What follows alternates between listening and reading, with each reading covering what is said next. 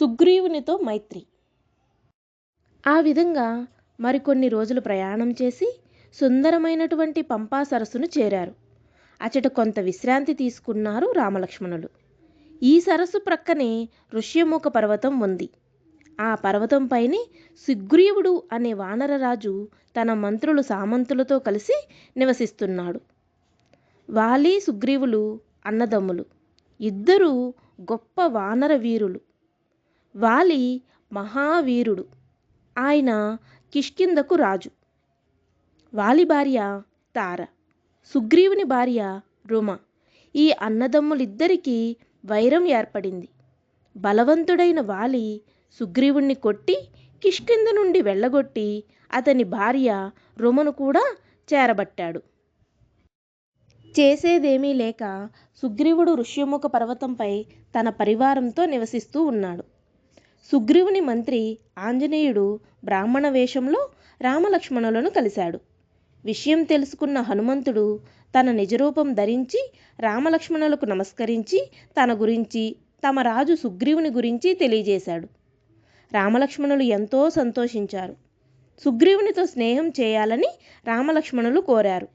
అప్పుడు ఆంజనేయుడు రామలక్ష్మణులను ఋష్యమూక పర్వతం పైన ఉన్న సుగ్రీవుని వద్దకు తీసుకుని పోయాడు.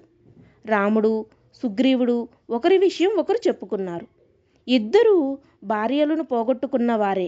ఇద్దరూ రాజ్యం లేని రాజులే. ఒకరికొకరు సహకరించుటకు ఒప్పుకున్నారు. కిష్కింధకు సుగ్రీవుణ్ణి రాజుని చేస్తానని మాట ఇచ్చాడు రాముడు. సీత జాడ వెతికి తెస్తాను అని సుగ్రీవుడు మాట ఇచ్చాడు. ఆ విధంగా వారికి మైత్రి కుదిరింది. ఆనాటి నుండి రామలక్ష్మణులు ఋష్యమూక పర్వతం పైనే ఉండిపోయారు. సప్త తాళములు.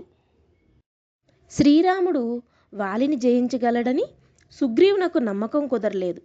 అది గ్రహించిన రాముడు, సుగ్రీవా, ఎందుకు నీకింత విచారము? నీ అన్నను గెలుచుటకు నాకు పెద్ద కష్టమేమీ కాదు అంటూ ఒక బాణం తీసి వింటికి సంధించి సమీపంలోనే ఉన్న 7 తాళవృక్షాలకు తగిలే విధంగా వదిలాడు. ఆ ఒక్క బాణం దెబ్బకే 7 వృక్షాలు ఒకేసారి నేలకూలాయి. దానితో సుగ్రీవుడు ఆనందంతో, మహాత్మా, తమరి పరాక్రమం తెలుసుకోలేకపోయాను. నన్ను క్షమించు. నీ ఎదుట ఏ శక్తి నిలబడలేదని ఇప్పుడు నేను తెలుసుకున్నాను.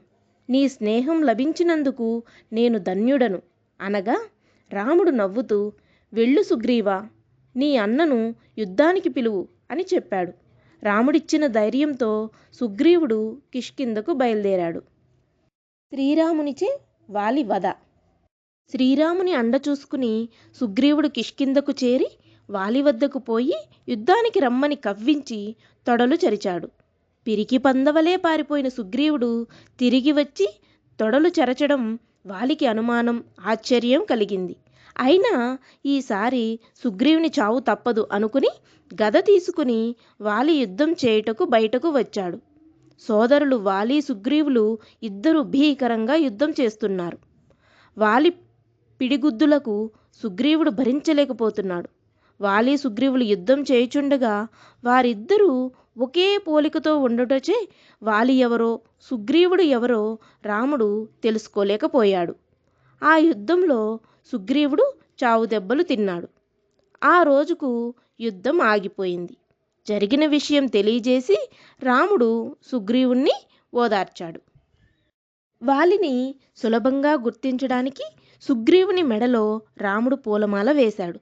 మర్నాడు యుద్ధం ప్రారంభమైంది. అన్నదమ్ములు ఇద్దరి మధ్యన ఘోరమైన యుద్ధం జరుగుతుంది. వాలి దాటికి సుగ్రీవుడు నిలబడడం సాధ్యం కావడం లేదు. రాముడు ఈ విషయం గ్రహించి చెట్టు చాటు నుండి బాణం వదిలాడు. అది వాలి గుండెల్లో దూసుకుపోయింది. వాలి నేలకూలిపోయాడు. రామబాణం గుండెల్లో గుచ్చుకుని వాలి బాధతో తల్లడిల్లిపోతూ ఉన్నాడు. రాముడు వాలిని సమీపించాడు. రామ, నీవు కూడా ధర్మవిరుద్ధమైన పని చేశావంటే నేను నమ్మలేకపోతున్నాను అన్నాడు వాలి. శ్రీరాముడు మందహాసం చేస్తూ, ఓ వానరయోధుడా, నీకు ఆపద సంభవించిందని ఇతరులను నిందించుట తప్పు. నీ కంఠమునందు ఉన్న మణిమాల ఇంద్రుడు మీ తాతగారికి ఇచ్చినది. దాని ప్రభావం వలన ఎదుటివారి శక్తిని సగం క్షీణింపచేస్తుంది. కనుకనే చెట్టుచాటు నుండి సంహరించవలసి వచ్చింది.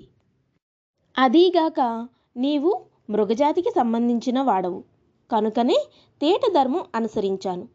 మరొక ఘోరమైన తప్పు, నీ తమ్ముడి భార్య నీకు పుత్రికతో సమానమైనటువంటిది. అటువంటి ఆమెను చెరబట్టిన కాముకుడివి.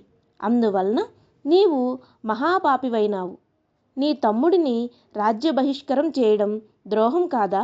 ద్రోహులను తగినట్లుగా శిక్షించడం రాజధర్మం అన్నాడు రాముడు.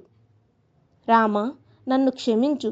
నేను చేసిన పని తప్పు అని ఇప్పుడు తెలుసుకున్నాను. నీ చేతిలో మరణం సంభవించడంతో నా జన్మ ధన్యత చెందింది.